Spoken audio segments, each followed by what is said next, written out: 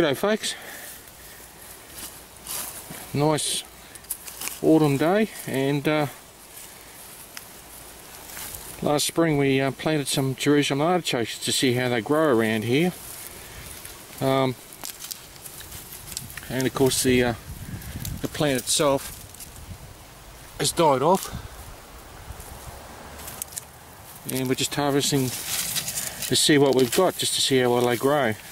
Further down the mountain, there's a couple of homesteader friends down there. They grow really well down here, but look at the harvest of this. Look at these are beauties.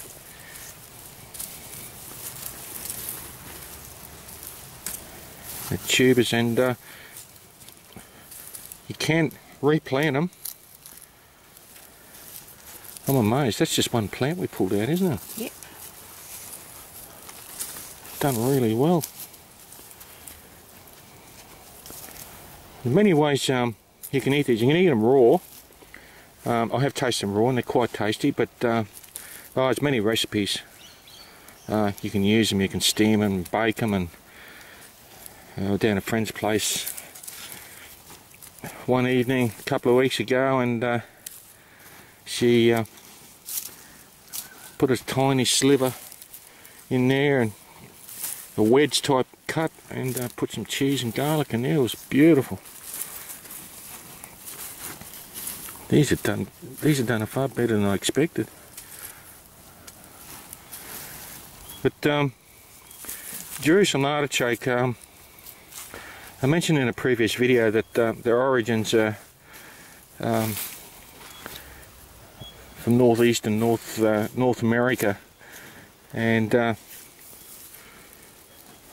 Maine Homesteader emailed me a link a few days ago, just to give me some more information on the origins of the Jerusalem artichoke. It wasn't known as a Jerusalem artichoke at that time. It was one of the common names is sunchoke, but these are actually cultivated by the Native American Indian tribes or cultures in that region around Maine and districts nearby, probably up into southern parts of Canada and so forth. So that was a very good link sent to me by Maine. It gave me a bit more information on where these originated from. And of course, with European discovery, colonisation and so on, as I said in a previous video, they were taken back to Europe and cultivated and underwent a number of name changes across the various countries, and the most common name for them now is Jerusalem artichoke. No, they didn't go to Jerusalem. I don't know exactly where in Europe the name change occurred, but this is amazing. This is far better than we expected. Actually, there's snails. No, this is a good haul, this one, and we can certainly replant some of these. They can get away from you. That's why we had it in a small plot here, because they can become rather feral. So, oh, he's coming in to help too. What are you doing, buddy? He's one of our gardeners, yes. No, this is a good haul. I'm amazed, actually. It's far better than I expected. That soil's still loose, isn't it? Soil. Beautiful soil. Yeah, so yes, I appreciate that. we've still got what, 3, maybe 4 root systems to look at. And oh, you're just going to take off with one of those, are you, buddy? Yep, I'm harvesting. I'm just helping Mum. Where's Jetta? She's sitting back and going, tee hee hee. Come here, little guy. That's right.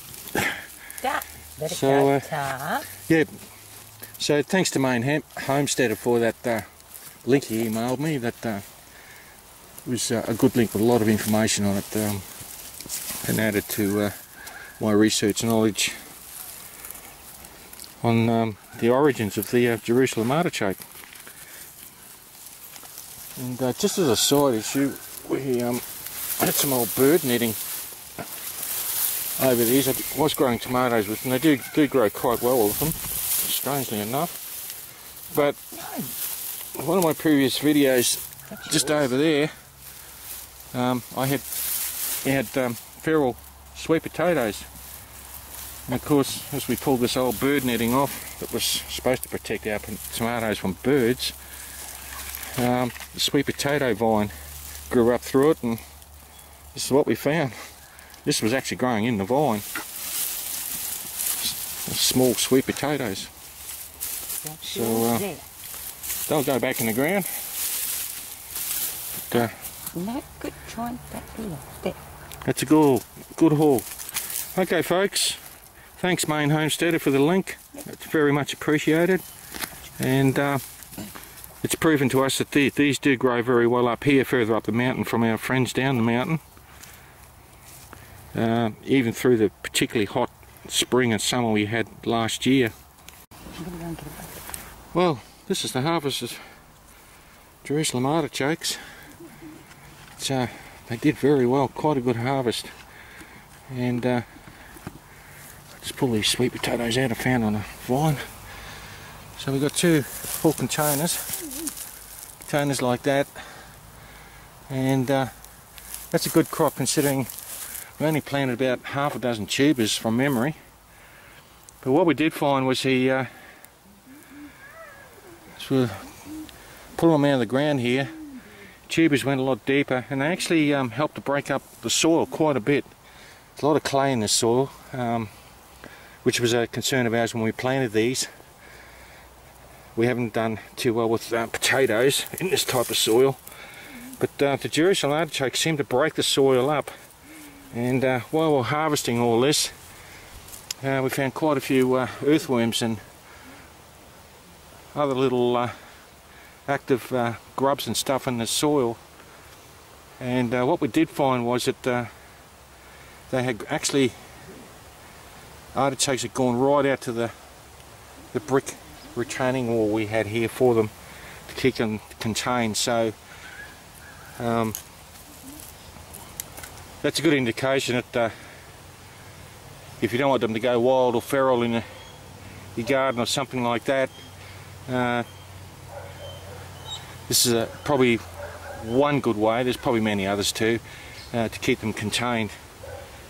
But no, we're very happy with that, very pleased. And it was a trial, because the climate here in Australia is not as temperate as up in the northeastern United States where these grow.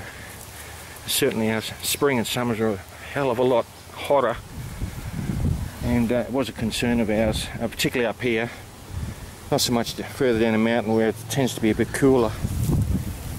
But, no, that's very good, very happy with that. All different sizes, and we'll certainly keep some of these and replant them. And these sweet potatoes we actually found growing on the vine above the soil, so we'll replant those too. Right, folks,